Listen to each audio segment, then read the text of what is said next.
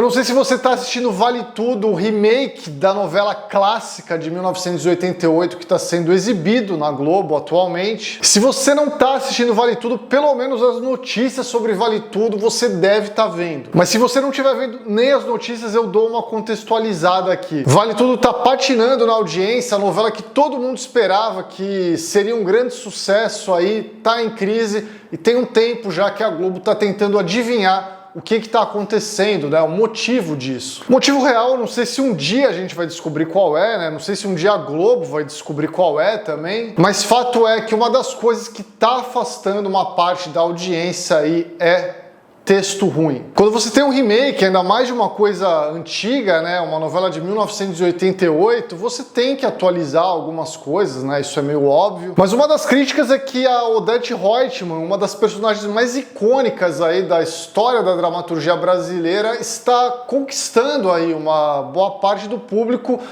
ao invés de trazer repulsa. A cada cena com a Odete Roitman na novela, a gente fica torcendo para ela humilhar ainda mais o filho esquerdomacho lá, para ela humilhar ainda mais a outra filha desocupada lá também. A gente só sabe que ela é uma personagem odiável porque os outros personagens falam isso, né? Toda hora ali sai da boca de alguém, pô, a Odete é terrível, né? Nossa, a Odete vai chegar. Cuidado. Enquanto nada, fora isso aí no texto, né, dá a entender que ela é odiável. A gente tá inclusive torcendo para que ninguém mate a Odete Roitman. Na verdade, a gente torce para que ela faça como a Sofia Falcone lá na série do Pinguim, né, mate a família inteira dela e a gente ainda vai ficar do lado dela. Tudo isso para dizer que The Last of Us, série que acabou aí sua segunda temporada agora, tá sofrendo aí também de um problema parecido. Não que a gente esteja do lado do vilão, né? Até porque The Last of Us não é muito sobre isso, né? Não é muito sobre quem é o vilão e tal. Quem jogou o jogo aí sabe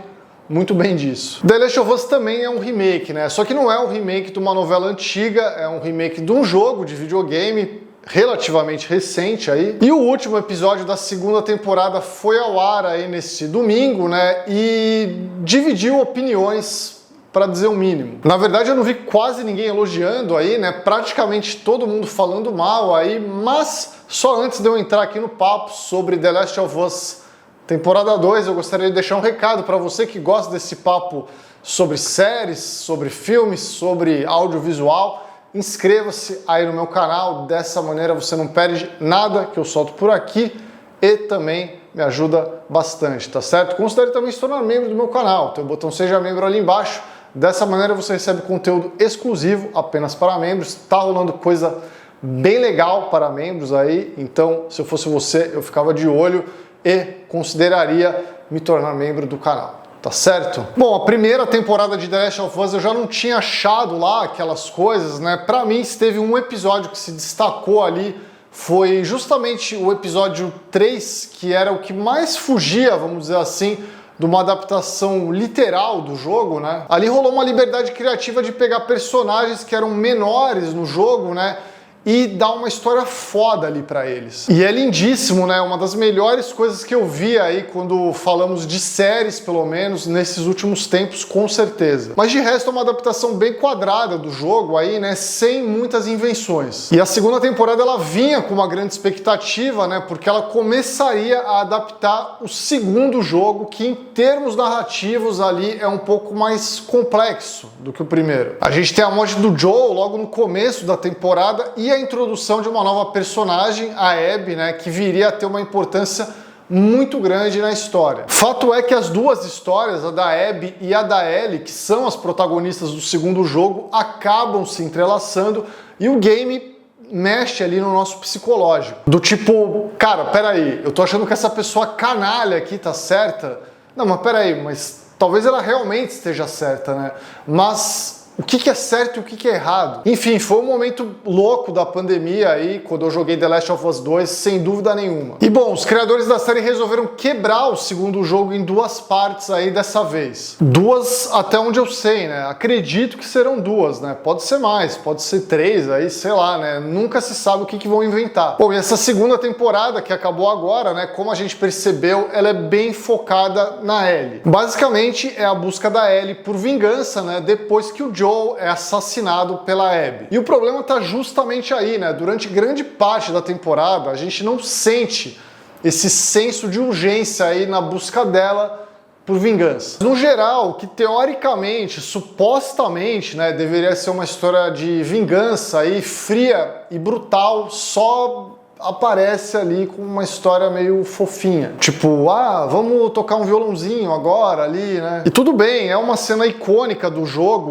o Take On Me ali no violão, né? Mas tem vários episódios que ficam ali só nisso, né? Isso daí pega uma grande parte do episódio e deixa a brutalidade toda da coisa de lado. Foca muito ali no romance entre a Ellie e a Dina, né? E deixa de lado o que torna essa história muito emocionante ali, que é essa questão aí da busca por vingança. É ver que em determinado momento ali, a Ellie, ela tá tão cega, né, pela vingança aí, a ponto de abdicar de uma vida feliz ali com a Dina, né, e com a gravidez.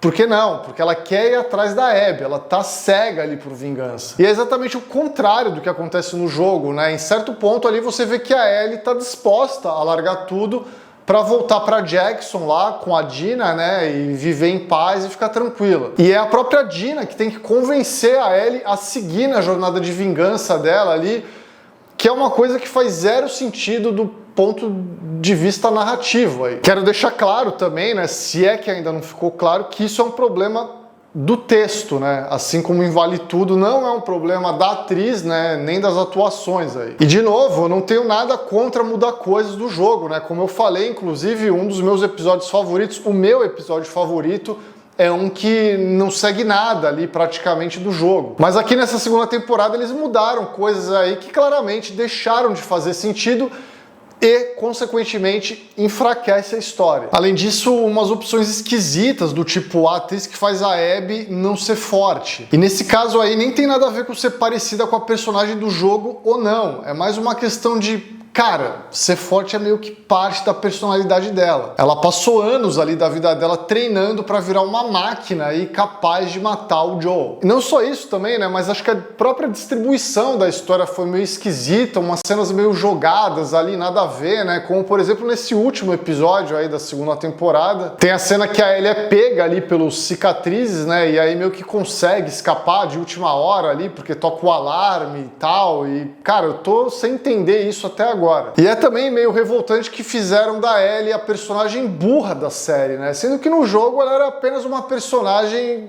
irresponsável, que não é necessariamente um sinônimo de burra. E para uma série que se diz tão interessada em melhorar certos aspectos da história, ela não melhora nada que realmente deveria melhorar. Do tipo, como assim a Ellie e a Dina não sabem que a bandeira de arco-íris é um símbolo gay? Elas vivem numa cidade onde as pessoas têm acesso à cultura do mundo anterior ao apocalipse. Em nenhum momento ela ficou curiosa para ler ou falar com alguém sobre a sua própria sexualidade. Inclusive, ela tem um pôster do disco Pinkerton do Weezer na parede, que tem uma música chamada Pink Triangle, outro símbolo aí da comunidade LGBT. Enfim, tanta coisa ruim sobre o texto aí que eu acho que é muito frustrante, porque eu tenho a impressão que é uma oportunidade perdida aí de ter feito uma série realmente muito boa. Uma vez que temos uma produção de alto orçamento aí, temos bons atores.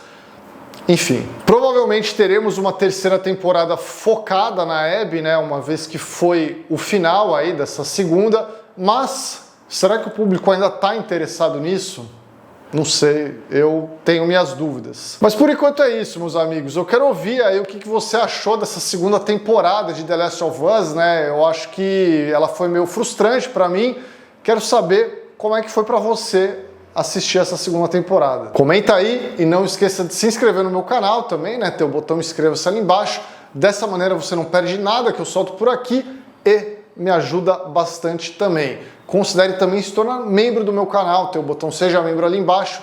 Dessa maneira você recebe conteúdo exclusivo apenas para membros, muita coisa legal rolando aí para membros. Então, vire membro. Botãozinho seja membro ali embaixo, é rápido, é fácil. Por enquanto é isso, meus amigos. Um grande abraço e tchau!